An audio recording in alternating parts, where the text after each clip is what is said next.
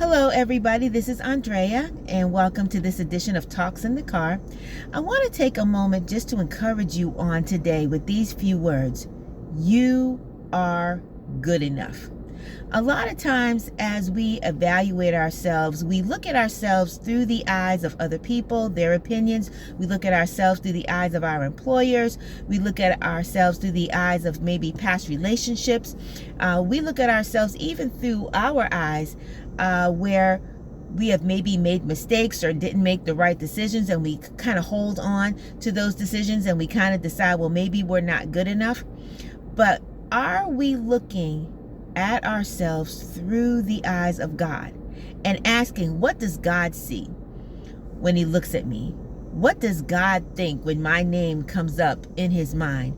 What is God looking at, and how does God evaluate me? So I wanted to leave you with that today. You are good enough. The opinions of others do not matter to God. The opinions of ourselves, honestly, don't matter in comparison to what God is saying. We need to look at ourselves through the eyes of a graceful God, of a loving God, of a forgiving God. And when we look at ourselves through the eyes of God, we are able to see those spiritual things that God sees, the beauty that God has put in us. So if someone rejected you, you are still good enough. If you didn't get that job, you are still good enough. If he didn't see your inner beauty and your outward beauty, you're still good enough. If they didn't take advantage of all the wonderful things that you have to offer, you are still good enough. In the eyes of God, you are good enough.